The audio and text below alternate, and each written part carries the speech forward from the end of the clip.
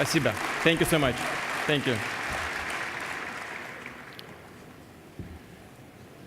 Уважаемый господин председатель, Mr. President, ladies and gentlemen, friends, I'm sincerely glad to welcome you here in Russia. For us, it's a great honor to host the Assembly of the Inter-Parliamentary Union, the oldest international parliamentary organization, to host here in Russia, here at home.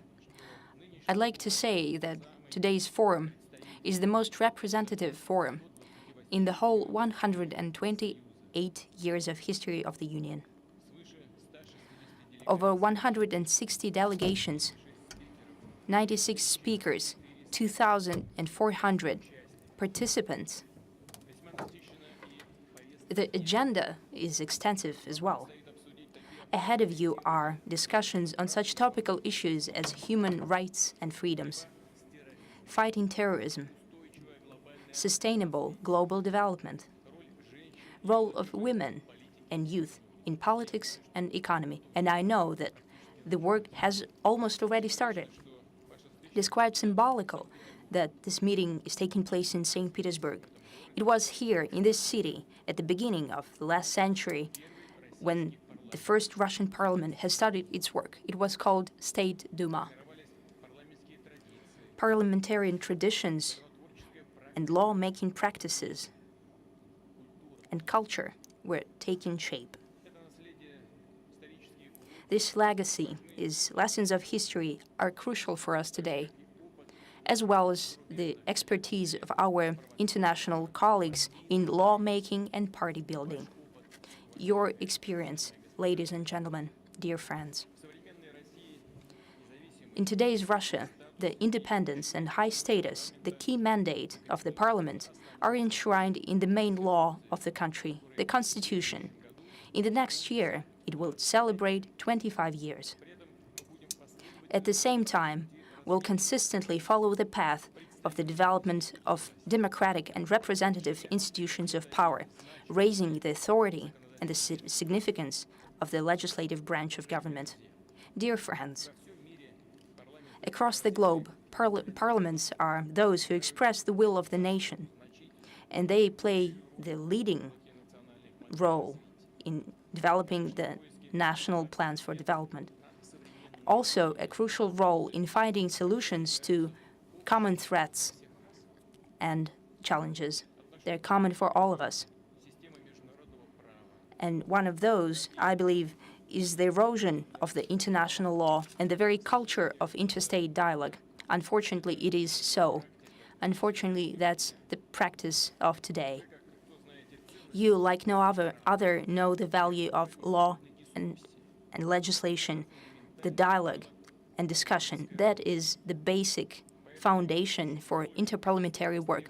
That is why, in current conditions, it is interparliamentary diplomacy that is in such high demand. It can build trust between countries and help find compromise in finding solutions for acute international and regional problems. Unfortunately, we see that quite recently there are even more attempts to limit direct contacts and discussions between parliamentarians. I mean the practice of introducing discriminatory limitations and sanction lists, where quite often we see the names of parliamentarians. We believe that such practice is unacceptable, it is detrimental and simply stupid, and even more counterproductive when within interparliamentary structures whole delegations are being deprived. Unfortunately, that happens as well. We believe that this runs contrary to the principle of free interparliamentary cooperation, the sovereign right of every country to express and argue its position in an open and civilized manner. Today's world cannot have one-size-fits-all and rubber-stamp models of development.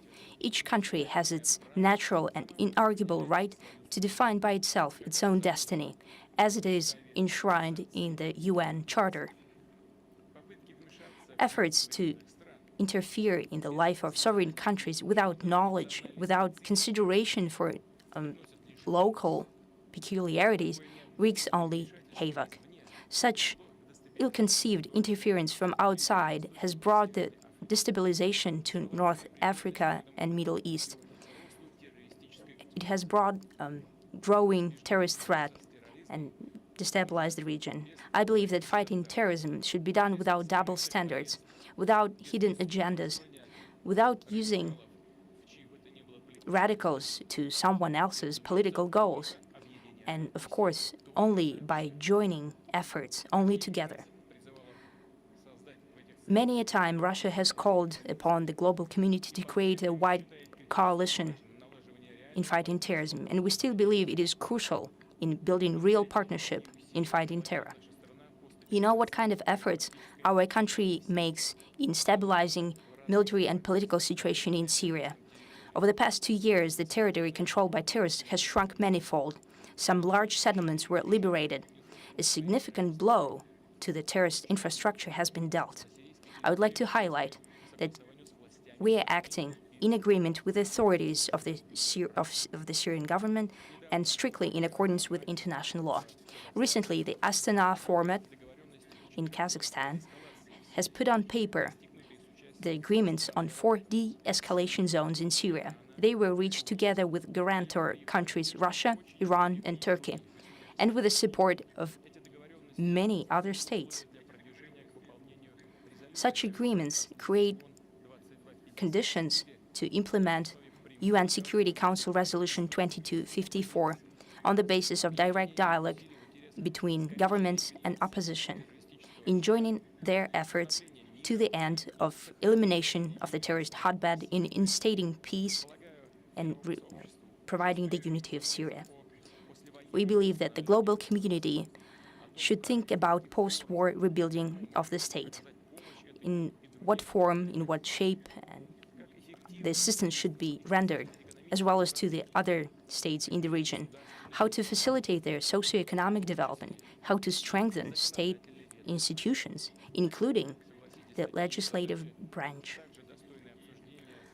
You can agree that these tasks are worthy of discussion at the parliamentarian and inter-parliamentarian level. Dear colleagues, it is in our common interest to promote peaceful, constructive, and well-balanced agenda, to strive to bring down the level of conflict, not to allow to appear for the new divisive lines, including inter-ethnic and inter-religious lines. We should strive to create more just and viable architecture in interstate relations. I believe that an overwhelming majority of parliamentarians in the world find such an approach close to theirs. I wish you all the best. I wish you every success to the IPU and its participants. Thank you for your attention, ladies and gentlemen. Hereby, I declare 170th session of the IPU open.